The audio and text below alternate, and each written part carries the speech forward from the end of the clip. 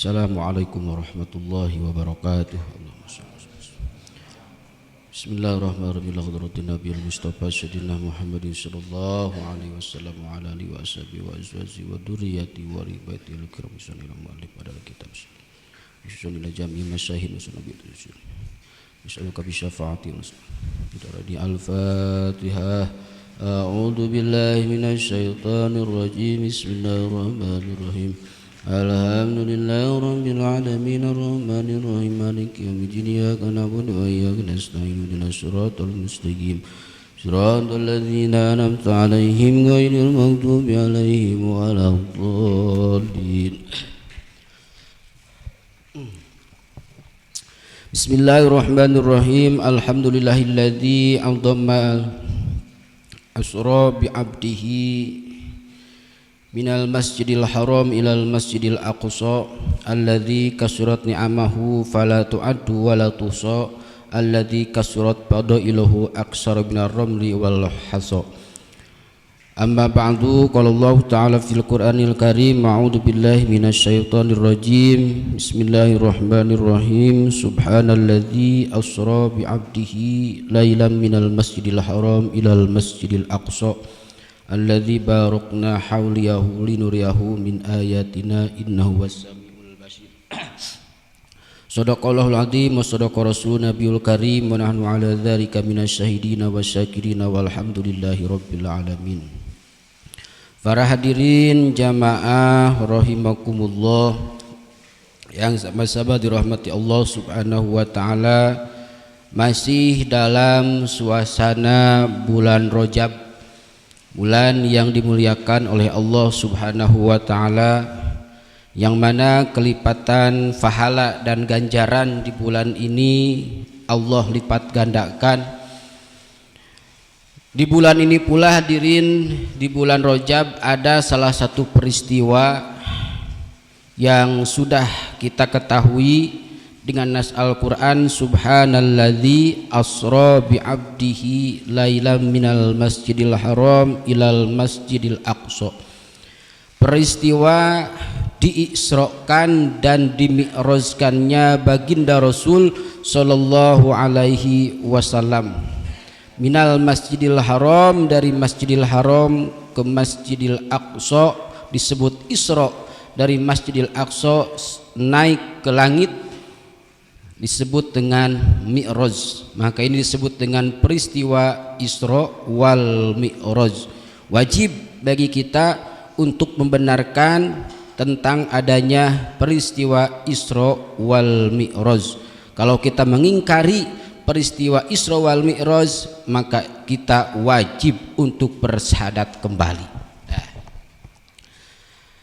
Para hadirin jamaah rahimakumullah yang sama-sama dirahmati Allah Subhanahu wa taala, setiap tahun kita memperingati Isra wal Mi'raj. Tetap ujung-ujungnya adalah sholat, karena yang dibawa oleh Kanjeng Nabi hasil daripada Mi'raj adalah perintah sholat yang lima waktu. Nah, namun jauh sebelum itu hadirin, kita lihat sejarah awal mulanya kenapa Kanjeng Nabi diisrokan dan dimi'rajkan. Sedangkan peristiwa Isra wal Mi'raj ini tidak terjadi kepada nabi-nabi yang lain, khusus kepada Kanjeng Nabi sallallahu alaihi wasallam. Nah, ini ada 3 riwayat tentang masalah awal mulanya diisrokan dan dimi'rajkannya Kanjeng Nabi Muhammad sallallahu alaihi wasallam. Yang pertama, sebab Isra wal Mi'rajnya Kanjeng Nabi itu yang pertama karena di situ adalah tahun di mana Kanjeng Nabi prihatin, disebut dengan Amul Hazn. Sebab yang kedua, di situ ada perdebatan antara langit dan bumi. Nah, sebab yang ketiga, di situ ada kendaraan yang membawa Nabi Isra wal Mi'raj melalui buruk. Buruk menangis di surga 40.000 tahun. Ini 3 sebab alasan kenapa Allah Subhanahu wa taala mengisrokan dan memi'rajkan baginda Rasul sallallahu alaihi wasallam. 3 peristiwa ini. Nah, baik, kita bongkar satu persatu, kita bahas tentang masalah sebab mi'rajnya Kanjeng Rasul sallallahu alaihi wasallam. Nah, yang pertama hadirin, Kanjeng Nabi Shallallahu Alaihi Wasallam pada tahun itu disebut dengan Amul Hazan, tahun keprihatinan, tahun kesedihan baginda Rasul pada saat itu. Yang pertama, Kanjeng Nabi di tahun itu ditinggal wafat oleh pamannya yang bernama Abu Thalib. Nah, Abu Thalib, paman dari baginda Rasul, pada saat itu di kota Mekah menjadi pemimpin kafilah, menjadi kepemimpin, artinya orang yang dituakan. Kepemimpinan Abu Thalib saat itu menghadapi kaum kafir Quraisy sangat luar biasa. Abu Thalib gak beriman, Abu Thalib tidak mengikuti syariat Kanjeng Nabi, tapi Abu Thalib menjadi salah satu pelindung daripada dakwah baginda Rasul pada saat itu. Kaum kafir Quraisy tidak setuju dengan adanya Kanjeng Nabi menyebarkan agama Islam pada saat itu, bahkan ancaman untuk membunuh baginda Nabi selalu ada, selalu datang. Tapi kaum kafir Quraisy melihat Abu Thalib sebagai pemimpin kabilah pada saat itu, segan. Mau membunuh juga mikir-mikir. Abu Thalib seorang pemimpin yang gagah perkasa, paman baginda Rasul, melindungi dakwah baginda Nabi, dilindungi Pak, sehingga tidak ada gesekan-gesekan yang memang mengancam pada saat itu, karena dilindungi oleh Abu Thalib selaku pamannya. Tuh. Nah, pada saat itu, di tahun itu wafat Kanjeng Nabi, sedih ditinggalkan oleh pamannya yang mengurus sejak dari kecil. Nah, sehingga tidak ada lagi batu sandaran untuk mendapatkan pelindungan dari kafir-kafir Quraisy untuk coba menghalangi dakwah beliau. Nah, saat itu Kanjeng Nabi sampai bersedih kehilangan sosok Abu Thalib, dan kepemimpinan tombak kabilah turun kepada adiknya daripada Abu Thalib, yaitu Abu Jahal, paman daripada Kanjeng Nabi. Berbeda dengan Abu Thalib, hadirin. Abu Jahal, paman Nabi yang kedua ini, adik daripada Abu Thalib, tidak bisa menjadi pelindung, bahkan menjadi musuh untuk membunuh Kanjeng Nabi sendiri. Abu Jahal tuh coba bertepuk sebelah tangan. Kalau kemarin dengan Abu Thalib dakwahnya itu dilindungi, tapi sekarang justru yang menjadi pemimpin Abu Jahal malah akan membunuhnya. Sebaliknya, Kanjeng Nabi sedih pada saat itu. Akhirnya Kanjeng Nabi berangkatlah ke kota Thaif. Ini singkat cerita, berangkat ke kota Thaif. Nah, di kota Thaif tujuan Nabi untuk dakwah, karena di Mekah pada saat itu setelah wafatnya Abu Thalib, Kanjeng Nabi tidak ada perlindungan, bahkan Kanjeng Nabi diancam akan dibunuh di kota Mekah. Akhirnya Kanjeng Nabi keluar dari kota Mekah menuju kota Thaif untuk dakwah, menyebarkan agama Islam, mengajak untuk masuk ke agama Islam di Thaif.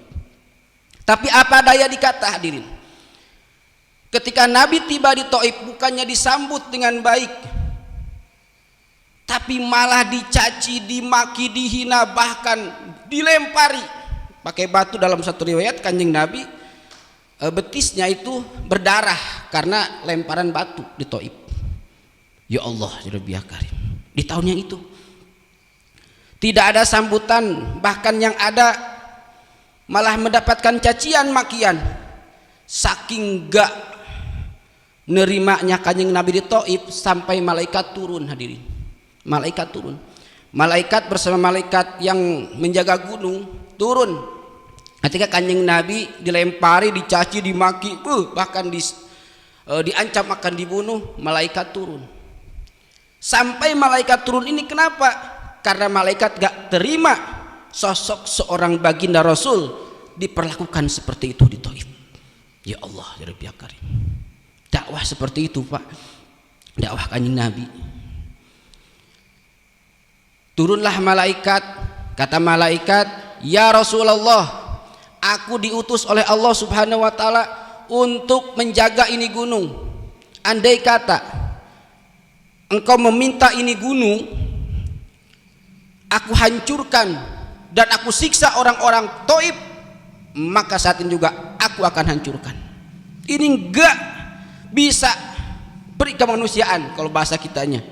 Enggak bisa ini kita diam saja. Ya Rasulullah, harus kita binasakan ini Taif karena perlakuannya tidak beri kemanusiaan. Apa kata Nabi, Pak? Nabi bukannya dendam, jangan malaikat, jangan kau hancurkan ini gunung, jangan kau siksa ini Taif. Mungkin barangkali mereka saat ini tidak mendapatkan hidayah dari Allah Subhanahu wa taala, tidak mau masuk Islam. Mungkin besok anaknya bisa masuk Islam. Kalau anaknya gak mendapatkan hidayah, mungkin nanti cucunya nggak mendapatkan hidayah, mungkin nanti cicitnya, terus sampai turun temurun. Nabi berdoa seperti itu. Ya Allah ya Rabbi ya Karim, hebat Nabi, Pak. Nah inilah hadirin, malaikat sampai bingung saking pemaafnya baginda Rasul, sehingga anak keturunan daripada Bani Taif ini didoakan supaya mendapatkan hidayah. Andai kata bahasa kasarnya, Pak, ada orang kelaparan, kita membawakan makanan, bukannya diterima malah dicaci maki. Nah itu kan sesuatu yang memang pri kemanusiaannya di luar nalar. Inilah yang mereka lakukan terhadap baginda Rasul di Taif. Nah setelah itu Kanjeng Nabi pulang dengan membawa kesedihan, disebut dengan amul hazan. Ya Allah ya Rabbi Karim. Ini kalau kita baca sejarah tentang Taif di Sirah Nabawiyah, ini sedih, Pak, sedih dengan perlakuan orang-orang Taif kepada baginda Rasul. Nah setelah itu gak lama berselang, tepatnya tanggal 11 Ramadan wakilah 10 Ramadan, istri baginda Rasul Siti Khadijah wafat. Istri pertama Rasul wafat di tanggal 10 wakilah 11 Ramadan. Siti Khadijah yang selalu menjadi sandaran, tempat di mana keluh kesah, tempat di mana selalu memberikan support terhadap dakwah baginda Rasul, bahkan membiayai Nabi untuk berdakwah. Di tahun itu pula Siti Khadijah wafat meninggalkan Nabi. Ya Allah ya Rabbi ya Karim. Selesai kata Nabi penderitaanku. Tambah disitulah Kanjeng Nabi merasakan yang namanya kesedihan. Abu Thalib yang menjadi pelindung dakwah Nabi, terus Siti Khadijah yang menjadi pensupport dakwah Nabi, semuanya sudah tiada.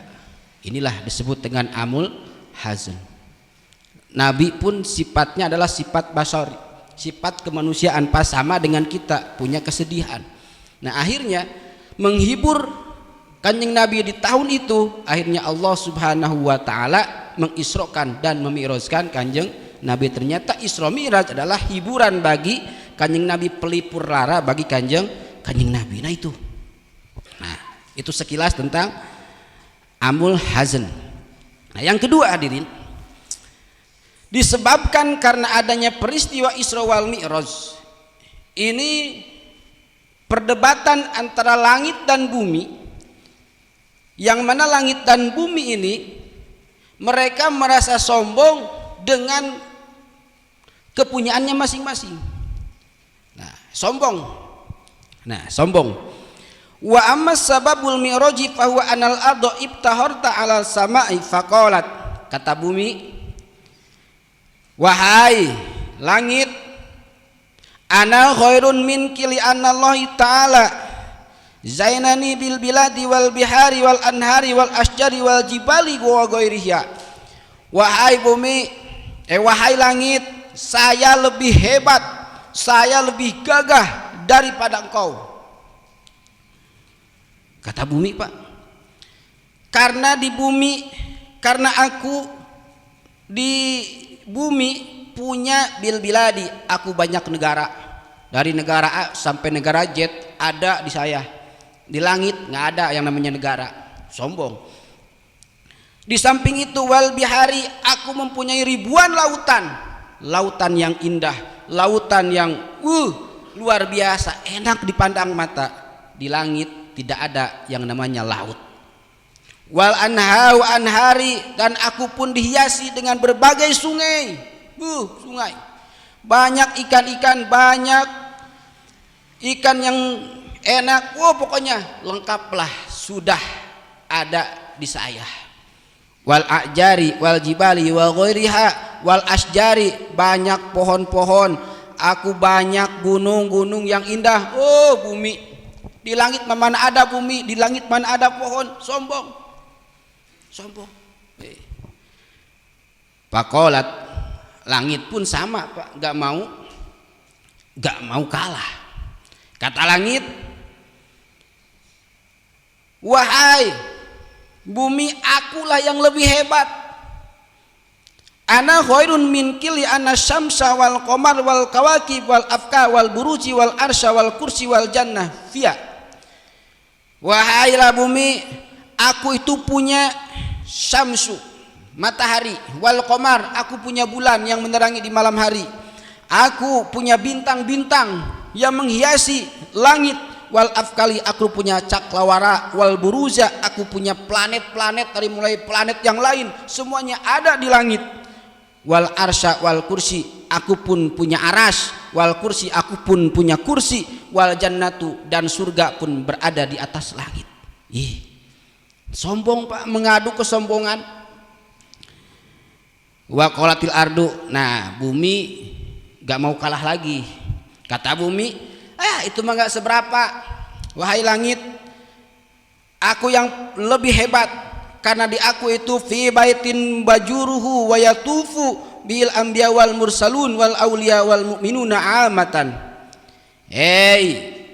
Langit, janganlah engkau sombong, karena di aku punya yang namanya Baitullah. Aku punya Baitullah. Di langit nggak ada yang namanya Baitullah. Tetap Baitullah adanya di bumi, adanya di aku.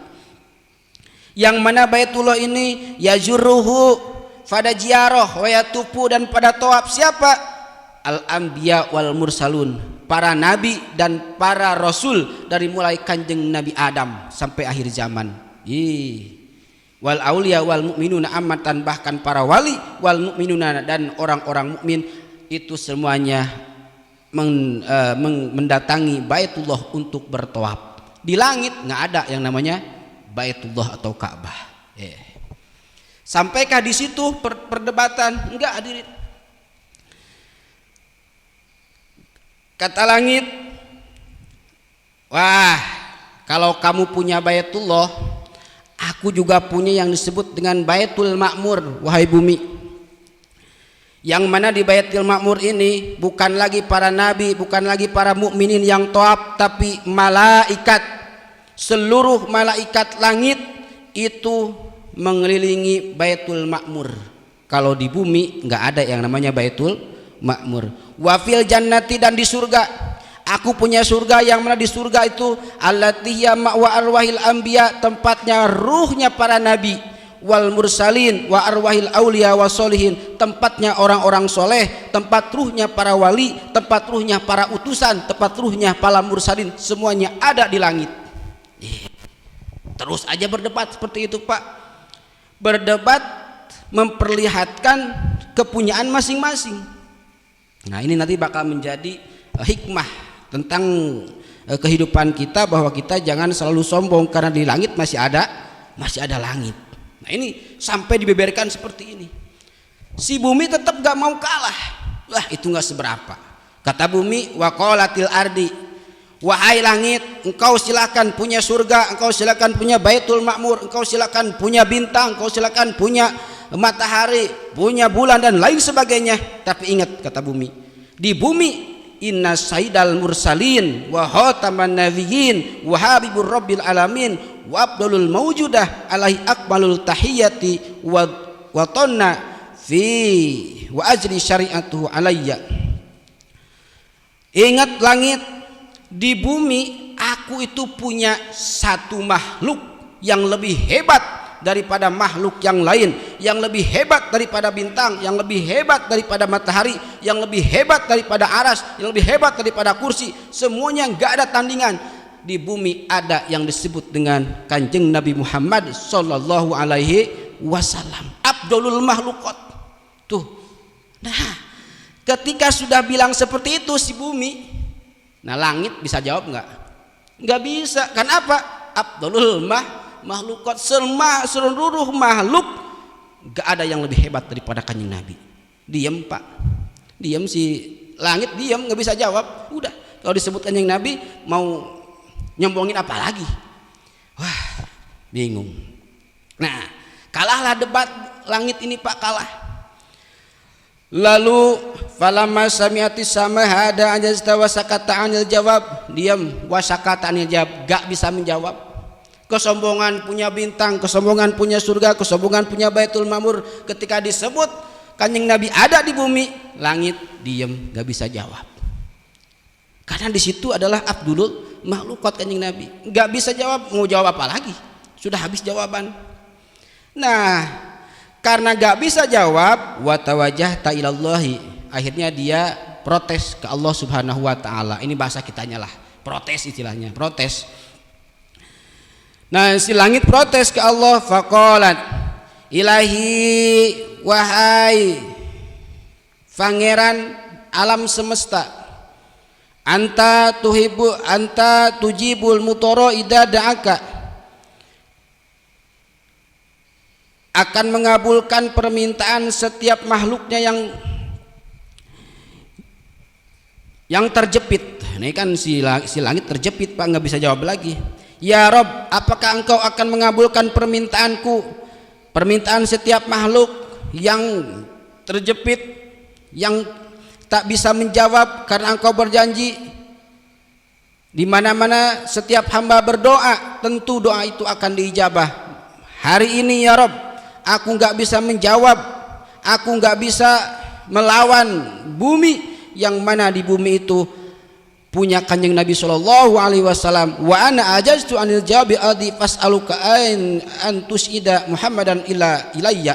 Aku nggak bisa menjawab tentang keagunganmu yang engkau titipkan kepadaku di langit, karena di bumi ada kanjeng Nabi. Ya Rob, supaya aku nggak kalah, supaya adil, tolong ya Rob, as'aluka antusoida Muhammadan ilayya, taikan kanjeng Nabi Muhammad ilayya kepadaku, tolong taikan kanjeng Nabi ke langit bahasanya. Nah, permintaan langit supaya kanjeng Nabi naik ke langit. Nah, ini disebut dengan Isra wal Mi'raj. Pangtasyarofa bima kama tasarafatil ardu. Nah, akhirnya kanjeng Nabi diisrokan dan dimi'rajat. Ini permintaan langit. Nah, seperti itu hadirin. Sebab Isra dan Mi'rajnya kanjeng Nabi. Nah, ini sebagai gambaran kepada kita, janganlah kita merasa sombong, karena kesombongan kita enggak seberapa dibandingkan dengan kekuasaan Allah Subhanahu wa taala. Ini menjadi bahan pelajaran bagi kita, bahwa kesombongan tidak bisa menyelamatkan. Apapun bentuknya, kata orang, kita punya yang paling wah, tetap Allah Subhanahu wa taala punya semua itu. Ya Allah ya Rabbi ya Karim. Termasuk ini antara perdebatan langit dan bumi. Nah, itu sebab yang kedua. Akhirnya kanjeng Nabi Isra wal Mi'raj. Mi'raj naik dari Masjidil Aqsa ke langit 1 2 3 7 sampai ke Sidratil Muntaha. Nah, sebab yang ketiga hadirin, kanjeng Nabi sallallahu alaihi wasallam ketika Isra wal Mi'raj itu menaiki buruk. Nah, buruk ini dalam satu riwayat dikatakan dabatun abjadut tawil fauqal himar, kendaraan yang putih yang tingginya di atas himar, wadunal bagli, dan di bawah bigol. Nah, ini kendaraan yang disebut dengan buruk. Alasannya kenapa buruk ini menjadi kendaraan Isra wal Mi'raj kanjeng Nabi? Nah, dalam satu riwayat dikatakan wa auhallahu ta'ala ila Jibril alaihi salatu wassalam fi lailati sabi'ati wa isrina min Rajaba. Allah Subhanahu wa taala memerintah kepada malaikat Jibril di malam 27 bulan Rajab 27 bulan Rajab, Allah memerintah kepada malaikat Jibril untuk la tusabbih hadal lailah. Wahai Jibril, la tusabbih hadhil lailah. Wahai Jibril, malam hari ini, malam 27 Rajab, la tusabbih hadhil lailah. Engkau jangan bertasbih di malam ini. Jangan bertasbih. Wa ya Ajrailu la taqbidil arwah. Wahai malaikat Ajrail, malam 27 Rajab ini, la taqbidil arwah. Janganlah engkau mencabut ruhnya orang-orang mukmin. Malam hari ini tugasmu berhenti sebentar. Jangan bertasbih. Malaikat Jibril jangan mencabut ruh.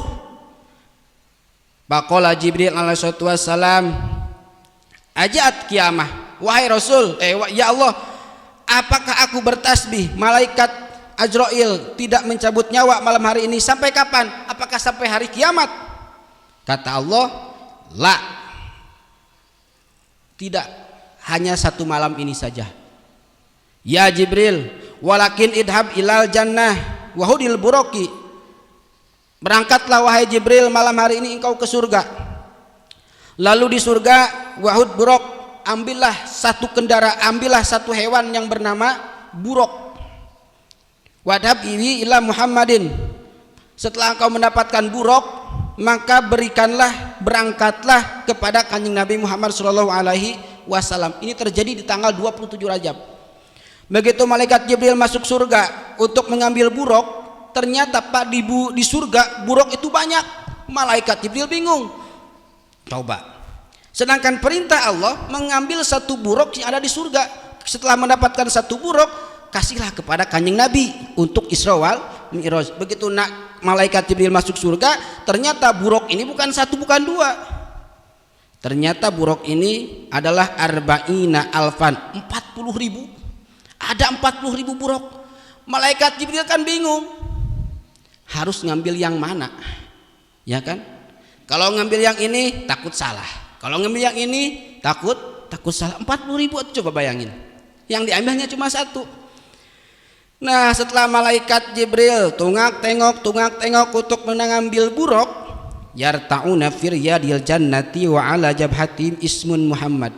Seluruh buruk itu di jidatnya itu bertuliskan ismu Muhammad, nama kanjeng Nabi, di 40.000 buruk itu.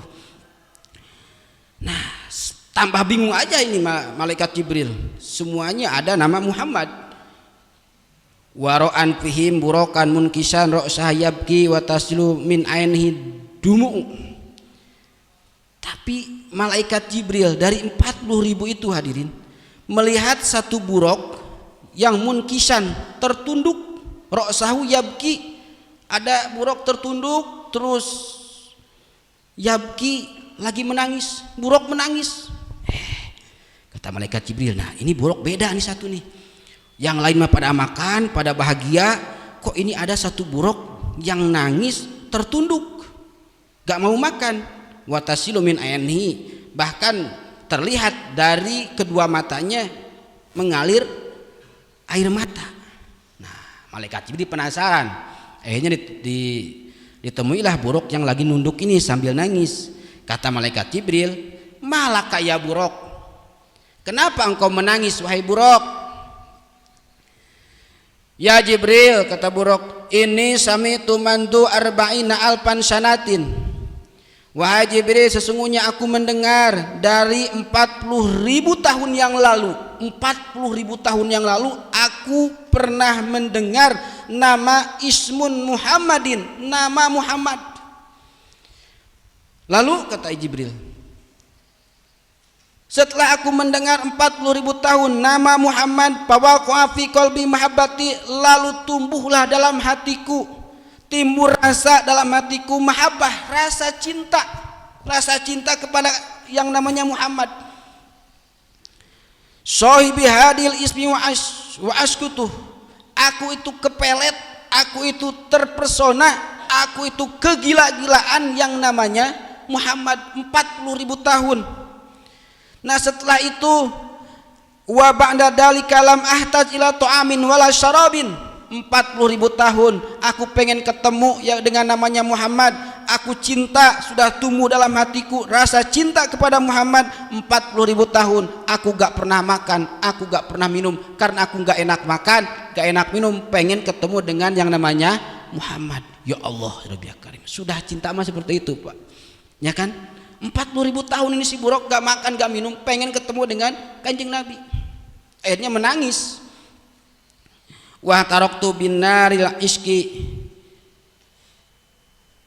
faqala Jibril ana ausolaka. Oh, berarti kamulah yang berhak untuk aku datangkan kepada baginda Rasul. Dibawa apa sih Buruk? Nah, di Buruk dibawa.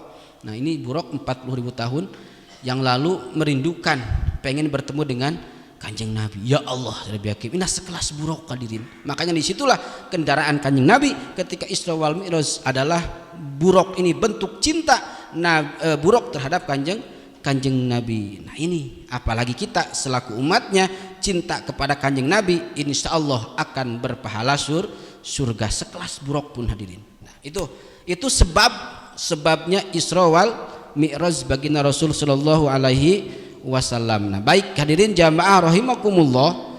Nah, kita kupas isi tentang perjalanan Isra wal Mi'raj hanya sebagian. Nah, kalau hasilnya kan itu adalah sholat.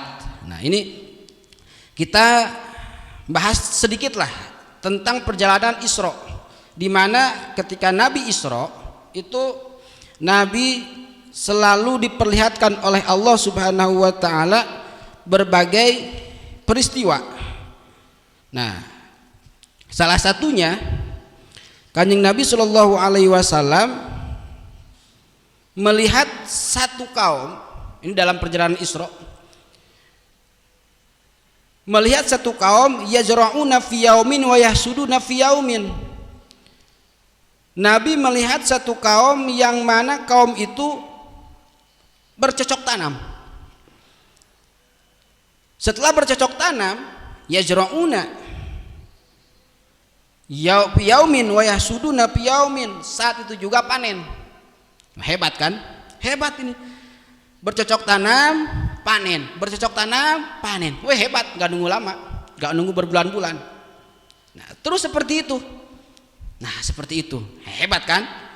Lalu Nabi bertanya kepada Jibril, ya Jibril, mahadza, wahai Jibril, apakah ini? Contoh apakah ini? Kata malaikat Jibril, wahai Muhammad, haulail mujahiduna fi sabilillah taala tudha'afu lahumul hasanah bi sab'i mi'atin dhifin wa ma anfaqu min sa'in fa huwa yukhlifuh. Wahai Muhammad, contoh ini adalah buat umatmu yang mana hari ini dia bercocok tanam, saat itu juga dia langsung panen. Ini tamsil, ini contoh bagi umatmu. Siapa orang yang rajin mengaji, siapa orang yang rajin beramal soleh, maka ibarat ia sedang bercocok tanam, langsung di Allah tudha'afu, Allah berikan pahala saat itu juga. Nah, itu seperti itu Pak. Nah, jadi kita ini ngaji nih bercocok tanam, hasilnya adalah pahala. Nah, seperti itu. Nah, ini khusus diberikan tudha'af, kelipat gandaan kepada umat Kanjeng Nabi. Umat Kanjeng Nabi adalah kita nih. Jadi hebat nih. Jadi hakikatnya nih kita duduk di sini itu lagi bercocok tanam, hasilnya adalah surga. Nah, itu ini sudah diberikan oleh malaikat Jibril, diperlihatkan oleh Allah ketika Nabi Isra. Nah, itu. Nah, yang kedua, summa ta'ala qaumin turda'u ru'usum kullama ludihat adat kama kanat wala yabturu anhum min dalika syai'un. Kanjeng Nabi Shallallahu alaihi wasallam diperlihatkan oleh Allah kepada satu kaum yang mana kaum itu turda'u ru'usuhum, kepalanya pecah hadirin, kepalanya pecah, kullama rudihat adat, setelah pecah balik lagi itu kepala, terus dilempar pecah, lempar pecah, lempar pecah. Ya Allah, Rabbi Karim. Lalu Nabi merasa ketakutan. Duh, Jibril, man haula'i, wahai Jibril, siapakah orang-orang ini yang kepalanya dipecahkan, setelah pecah lalu balik lagi, pecah lagi, balik lagi, pecah lagi. Ya Allah, miris melihatnya. Kanjeng Nabi sampai bergetar melihat kaum seperti itu. Nabi bertanya kepada Jibril, man haula'i ya Jibril, siapakah orang ini? Jibril menjawab, haula'i alladzina tatasaqalu, wahai Muhammad, ini adalah gambaran nanti kepada umatmu, yang mana umat ini tatasaqalu ru'usahum anis sholatil maktubah, orang ini yang selalu memberatkan dirinya untuk melaksanakan sholat yang 5 waktu. Ini adalah gambaran Muhammad bagi kaummu, bagi umatmu nanti di akhir zaman. Banyak orang yang meninggalkan sholat, banyak orang yang gak mau melaksanakan sholatul maktubah, sholat 5 waktu. Maka ancamannya, siksaannya seperti ini. Nabi bergetar melihat siksaan yang sangat dahsyat. Kepalanya pecah dilempar, pecah. Ternyata ini adalah siksaan bagi orang yang selalu melaksanakan sholat, tapi sholatnya kusala, berleha-leha. Allahu Akbar, Allahu Akbar, dah baru juga adzan. Allahu Akbar, belum qomat. Allahu Akbar, lah belum bubar. Nah, hanya kan gak sholat. Ya Allah, ya Karim. Ini yang ditakutkan oleh Kanjeng Nabi. Bahkan ketika Nabi sendiri ketika akan wafat, hadirin, Nabi berwasiat, as-sholatu, sholat. Jangan dianggap remeh sholat. Nabi ketika mau wafat, sholat. Kenapa? Karena Nabi sudah diperlihatkan oleh Allah bagaimana siksaan orang yang meninggalkan sholat ketika Isra. Ya Allah, Rabbi Karim, jangan dikira meninggalkan sholat itu dosa kecil, dosa gede meninggalkan sholat. Ya Allah, Rabbi Karim, inilah siksaannya adalah Allah pecahkan kepalanya sampai keluar seluruh isi kepalanya, lalu Allah balikan. Inilah bagi orang yang selalu meninggalkan sholat. Ya Allah, Rabbi Akram. Yang terakhir, satu lagi, ini di akhir zaman ternyata terjadi apa yang dikatakan oleh baginda Rasul, bahwa di akhir zaman kata Nabi ini sudah Allah perlihatkan ketika Isra wal Mi'raj. Nabi itu diperlihatkan oleh Allah, summa atta ala qaumin baina aidihim lahmun. Kanjeng Nabi, hadirin, diperlihatkan oleh Allah dengan 2 daging. Ada satu kaum yang memegang 2 daging. Daging yang pertama nadizun, daging yang segar, daging yang wangi, daging yang kalau dicicipi mantap. Satu tuh. Di satu sisi walahmun akhor hobisun. Di satu sisi ini umat atau ini makhluk itu memegang satu daging yang bau busuk, kalau dimakan akan mengakibatkan kematian. Nah, memegang 2 daging itu, kira-kira nih kita nih kalau normal nih, kira-kira kita mau makan yang mana? Pasti makan yang segar. Pasti anggapan Kanjeng Nabi, oh ini orang pasti bakal makan daging yang segar. Tapi apa yang terjadi? Faja'alu ya'kuluna minan ni'ni al-khabis wa yad'una nadijat thayyib. Justru yang ada ini kaum memakan daging yang bau, memakan daging yang busuk, memakan daging yang memang gak layak untuk dimakan, dan meninggalkan daging yang segar tadi. Nabi heran, kok ini orang bego amat gitu kan, maksudnya bego amat, udah mah dikasih daging segar malah yang dimakan daging busuk. Wah, ini orang nih, ini benar-benar nih orang gak punya pikiran. Kalau bahasa kitanya, orang udah dikasih yang bagus kok malah ngambil yang jelek. Wah, payah. Nah, Nabi bertanya ke Jibril, ya Jibril, mahada, apa Jibril tafsil ini yang terjadi? Orang dikasih yang bagus kok malah yang jelek yang dimakan. Nah, Jibril menjawab, ya Muhammad, ini bakal terjadi di umatmu nanti ketika ini umat sudah berada di penghujung zaman, akhirnya di akhir zaman. Ini laki-laki min ummatika, dari golongan umatmu, takunu indahul mar'atul halal thayyib. Laki-laki ini, umat ini punya istri halal thayyibah, punya istri halal, punya istri cantik halal. Tapi payati imratun habisah, malah dia mawa perempuan yang bukan muhrim berzina di tempat lain, punya istri sah tapi dia berzina dengan wanita lain, diibaratkan seperti itu. Ya Allah ya Rabbi ya Karim, blow on berarti kan bego. Kata Kanjeng Nabi pun nanti di situ kan, kaget amat ini, bego amat ini orang. Udah dikasih yang enak malah ngambil yang busuk. Nah ini terjadi di akhir zaman hadirin. Ya Allah ya Rabbi ya Karim, perzinahan diibaratkan seperti itu. Ya Allah ya Rabbi ya Karim, udah dikasih yang bagus malah ngambil yang bau.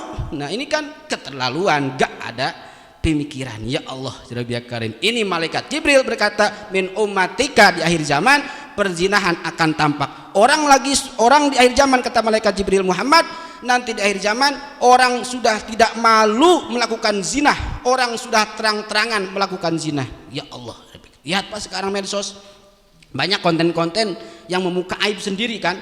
Sekarang zina itu menjadi satu kebanggaan. Naudzubillahi min dzalik. Ternyata benar ini sudah diperlihatkan oleh Allah ketika peristiwa Isra wal Mi'raj. Perzinahan bakal nampak. Diibaratkan orang punya daging yang bersih, yang suci, yang enak dimakan, malah dia memilih daging yang busuk, dan ini di luar nalar. Ini naudzubillahi min dzalik, akhir zaman seperti itu. Nah, itulah hadirin sekilas tentang peristiwa Isra wal Mi'raj. Ujung-ujungnya adalah kita diperintahkan untuk melaksanakan sholat yang 5 waktu. Kalau kita buka sejarah tentang bagaimana perjuangan Kanjeng Nabi ketika menjadikan sholat 5 waktu ini, panjang. Insya Allah kita bahas tahun depan lah ya. Mungkin itu saja yang bisa saya sampaikan hadirin pada pagi hari ini, sekelumit tentang Isra wal Mi'raj. Nah, mudah-mudahan kita semua termasuk orang-orang yang beruntung, orang-orang yang wajib percaya terhadap peristiwa Isra wal Mi'raj, orang-orang yang menambah keyakinan dan keimanan kita untuk melaksanakan perintah Allah dengan adanya Isra wal Mi'raj. Nah, mudah-mudahan dengan adanya peristiwa Isra wal Mi'raj ini keimanan kita semakin bertambah. Amin ya Allah ya Rabbal alamin. Wallahu a'lam bishawab. Allahumma shalli ala sayyidina Muhammadin fil awwalin wal akhirin wa barik wa sallim radhiyallahu tabaraka wa ta'ala li sahabati Rasulillah ajmain. Allahumma hdinas siratal mustaqim, Allahumma hdinas siratal mustaqim, siratal ladzina an'amta 'alaihim minan nabiyyin wasyirikin wasyuhada wassolihin wa husna ulaika rafiqa, dalikal fadlu wa kafa billahi alima. Allahumma barik lana fi rajab wa sa'ban wa balighna ramadan wa hasil maqasidana waghfir dzunubana bi rahmatika ya arhamar rahimin. Shalli wa sallim ala jami'il anbiya wal mursalin walhamdulillahi rabbil alamin. Taqabbal ya karim. Halo kalam. Assalamualaikum warahmatullahi wabarakatuh.